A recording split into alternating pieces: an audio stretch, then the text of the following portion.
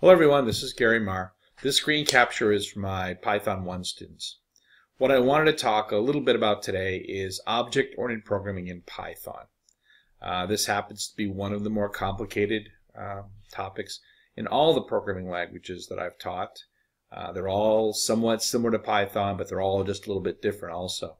In fact, if you came from a Java, C#, C++ background, some of the information that we talk about in Python is going to sound like your language, but in fact it may be a little bit different.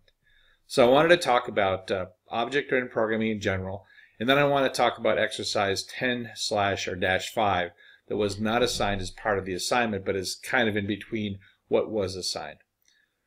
So for starters, this particular example consists of two files. One is the class file called retail item. It has some instance variables and a public interface or public modules that provide set and get support, which in fact supports something called encapsulation, which is one of the primary tenets of object-oriented programming. It is important to remember that when I have you write programs that use classes as part of the solution, this is because object-oriented programming is all about reuse.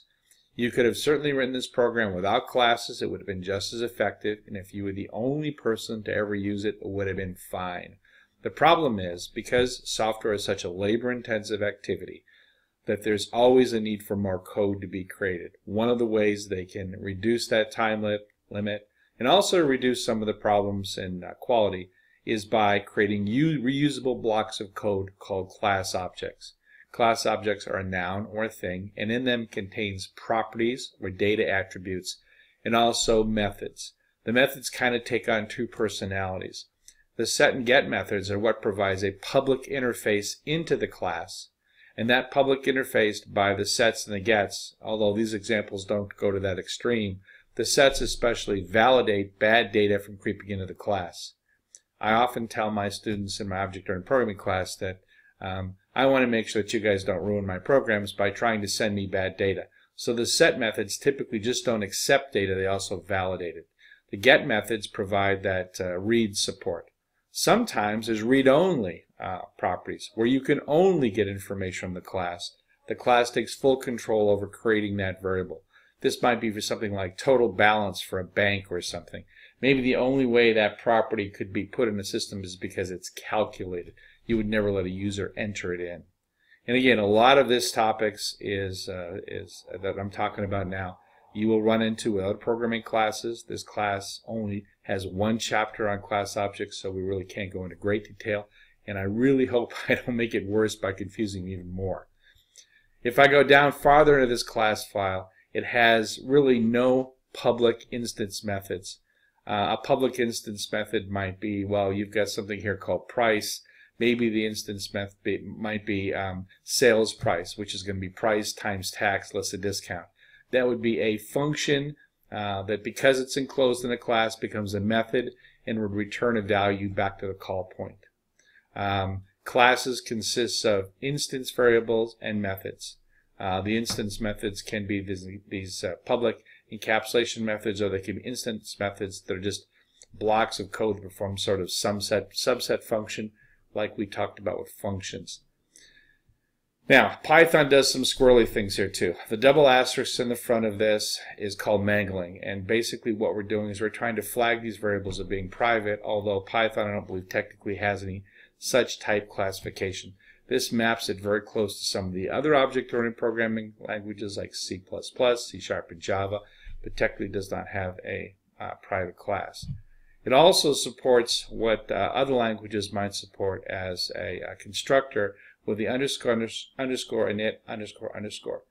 All the constructor does, it allows you to instantiate the class to a variable and at the same time pass it some variables to load the properties of that class, so that when I instantiate retail item in my application, which we haven't looked at yet, it'll be called with three pieces of information which will be loaded into the description instance property, the inventory instance property, and the price instance property.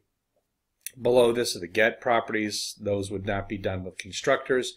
Those would be called from the program itself. Take a deep breath. Now, the program. The program actually is quite simple. It's very short. Importing. There was a couple of you had problems with importing. Importing is a little squirrely with Python. It's got two ways to import. One is the import command, of which if you use import, you're going to have to qualify the name of the class before you actually call any class member. In this case, this would be the constructor. So they've got in retail a class member called retail item. So going back here again. So I'm going to say import retail, which is just a file. In there is retail item. But to use that with this particular syntax, I have to put retail on the front of the call to the retail item class. The other way to do this is to use a different command. It's called a from import. And that would be from retail import, and then you can specifically identify retail item, or you can use an asterisk to bring them all in. The problem with the asterisk is if you're not familiar with that module, you could be bringing in something dangerous, something that's going to break your program or sensitive data. So you probably want to make sure you always, if you use the from statement, do from the name of the module, retail, from retail import, and then asterisk for everything, or specifically retail item if you wanted to be safe and just bring that class file in. Okay, another deep breath. It's got one call to main method. The main method's fairly short. It's instantiating 3 versions of retail item as variables called item 1, item 2, item 3. The 3 variables that are inside the parentheses talk to the constructor, which is that underscore underscore init underscore underscore module, method that's in the retail item class. It instantiates 3 different versions of this in memory, and this is just 3 different blocks of memory that have 3 properties. And then what it does is through a series of print statements, it's going to call out that data. Now, the only thing about this program which I don't like is that technically the better way to have returned this data was to probably call out items, item 1, with the dot get. Let's do the first one. Oh goodness, let's see. It's get. Let's just do get description, I guess.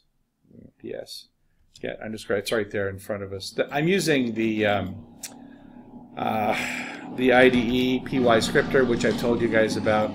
I happen to like this. It's got a much better debugger than we have with Thony. So now if I run this, hopefully without error, yes, it does run without error. It gives me all the information that I need to have. Let's see. Well, I guess that's it for now. This was hopefully some attempt to give you some additional information to help you with some of the material that was in the class lecture, the textbook, and other videos. If you have any questions with this, don't hesitate to ask. This is a difficult topic to cover, and please keep in mind the only reason we're creating custom classes here is because this is something which is really going to help you reuse or share your code with someone else. Now, the flip side of this is if you know how to create your own classes, hopefully you'll be better consumers of classes. And what you're going to find, especially with Python and most programming languages now, is there literally thousands of different classes and methods that you can bring into your program and reuse instead of writing them yourself or starting over from scratch. I hope this helps, and if there's any questions, please send me an email. Thank you.